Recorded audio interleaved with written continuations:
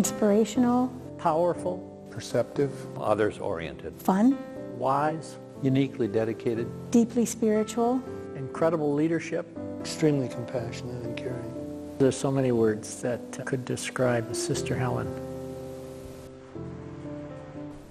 I can still see her smile. It was warm, it was glowing, it was inclusive. She had a great laugh. She was just filled with energy. She was just a lot of fun. Well, Helen was full of life. I have a good friend who asked me one day if I had ever met Sister Helen, knowing that I was in the same business. And I said, yes, of course I had, and what a wonderful person she was. And she said, well, I went to high school with her. And she said, it was just a wonderful, wonderful person to see her, to watch her in school, and very involved in activities, everybody's friend, a very, very genuine kind of a person. And that's the way she continued in her life, as a very genuine kind of a person who reached out and talked and touched other people in many different ways.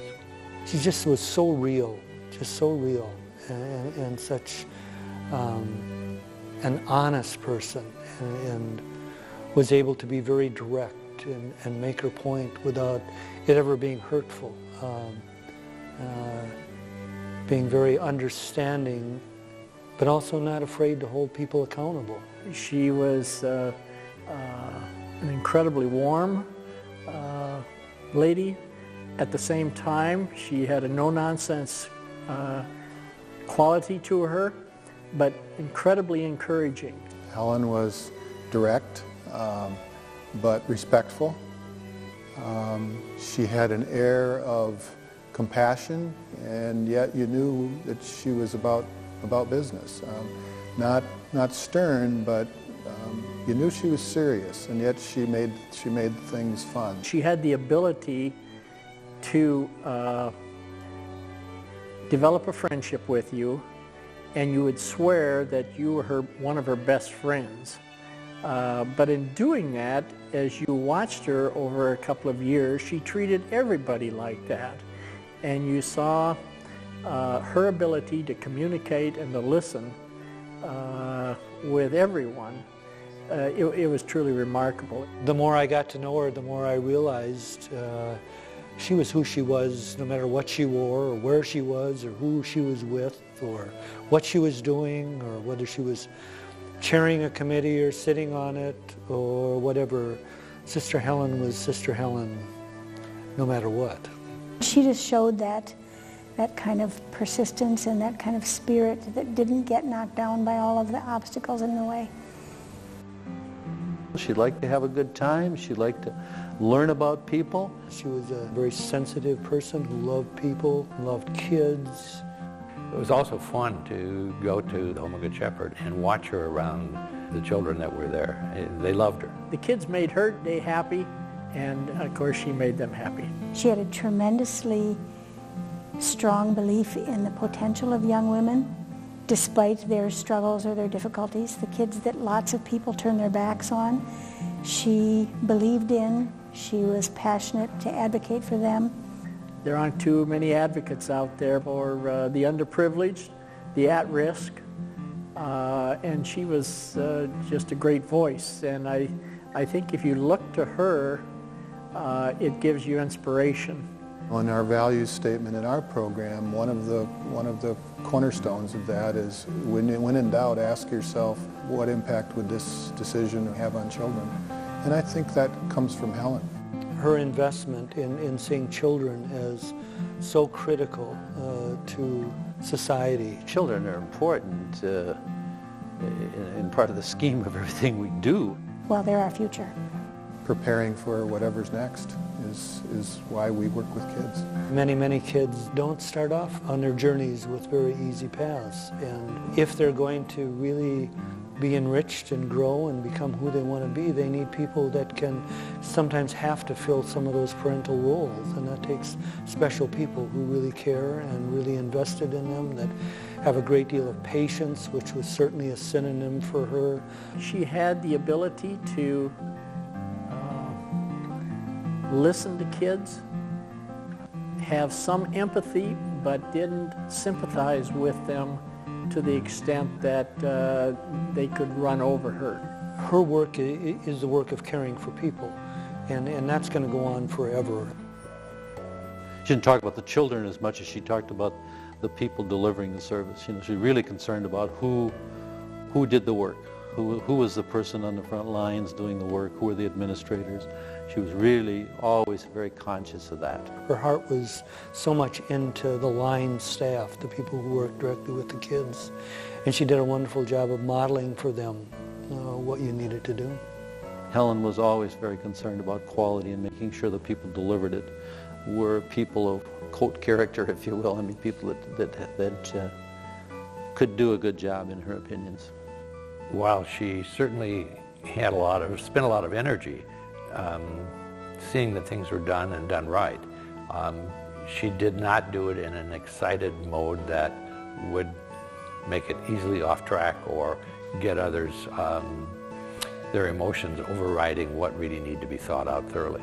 A lot of times when we meet as a group, why there was some conflict, and of course people had strong opinions about various things, about what the conflict were about.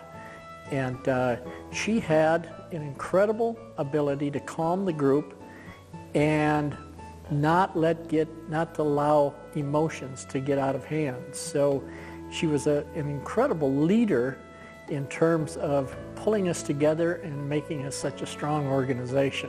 She was concerned about political things, and I can remember some political things happening in the greater metropolitan area at the time.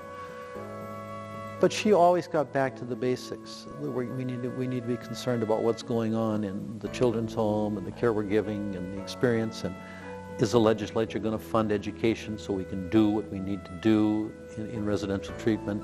You know, so she always had that basic roots there. She was seriously interested in what are the avenues for us. Was it through the state?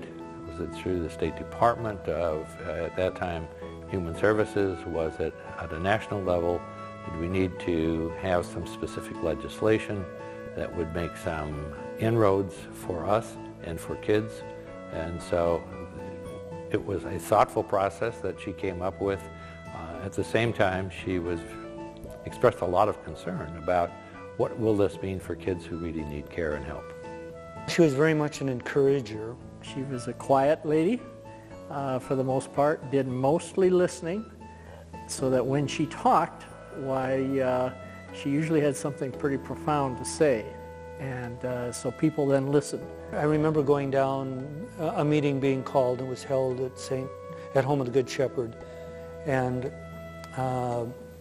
it was a meeting where we were just talking about the possibility of maybe having to lay staff off and how we were going to do that and how things would survive.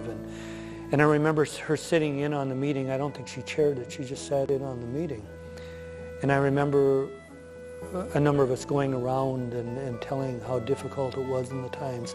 And as always, she just sat there and listened and just made eye contact. And you could just feel how much she understood, even though it wasn't her agencies and she wasn't involved. She was just so compassionate about listening to what people had to say. And when it got to be her turn, I remember her talking about budget issues and how difficult it was going to be for Home of the Good Shepherd. But when she got to the point of talking about laying off staff, the tears just welled in her eyes. She just didn't want to go there, how painful that would have to be to lay off wonderful child care staff who were there for kids. She shared what she had to share, and then she just excused herself and left, which I wondered about, because we had yet to get to the part of, well, now what are we going to do about it, which was always her energy was, okay, now we've shared all this, but what are we going to do? And she just left the meeting. And I remember after the meeting closed, getting up and walking down the hallway because I wanted to see where she was. And she was in her office, busily on the phone, and I noticed on front of her sheet was a list of all of the legislators she was going to call and people she knew that she was going to call and contact, which was kind of where our meeting ended, because that's what we were going to go do. But she had left and she was already in the process before the meeting ever got over. That was Sister Helen. I think her legacy is her compassion and putting kids first. And often when we are stressed and when we're dealing with financial issues and legislative issues, sometimes it's hard, you lose sight of what this is all really about. And Helen was clearly about that, no matter what she did. She worked so hard and invested so much and gave so much, but also knew when she needed to pull away and just care for herself and take care of herself. She was just a very warm, wonderful, wonderful professional lady. As a young professional, I really saw her as a mentor because she hung in there and worked with kids that lots of people have chosen not to work with. I think all of us need to have a role model in life. Helen's impact on me was greater after we lost her, as I reflected on her contributions to the field, on her contributions to children and to children's welfare.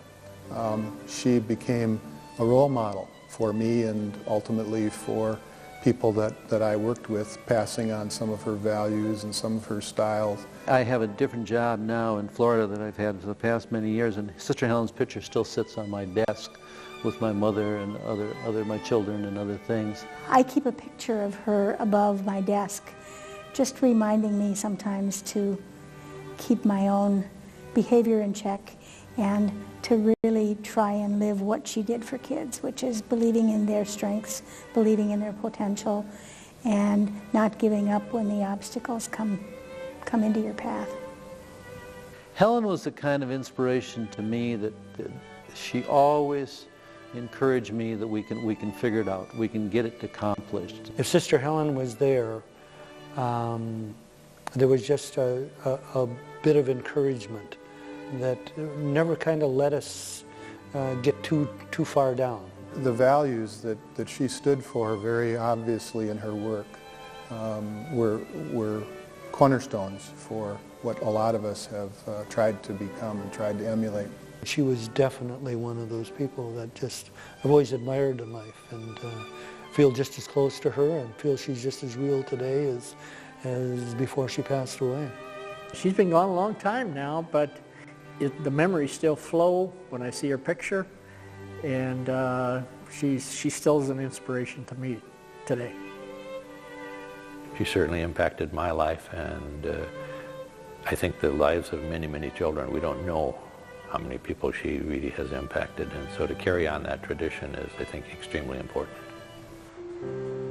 I was blessed to be a part of the organization and actually a part of the group that was involved in creating that award after she passed away.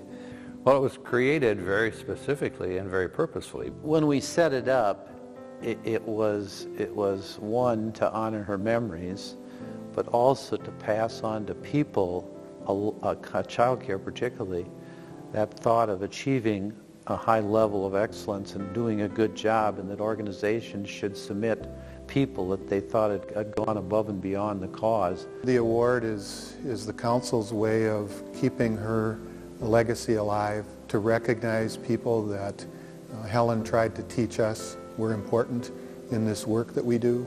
The award is a way for others to learn about her and to also learn about the work of our agencies.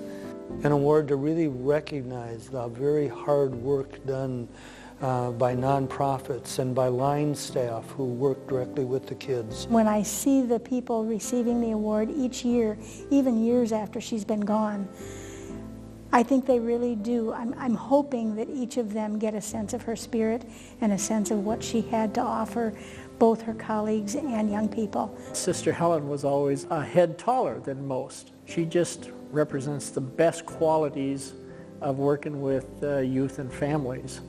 And so I think that's what the award is really about.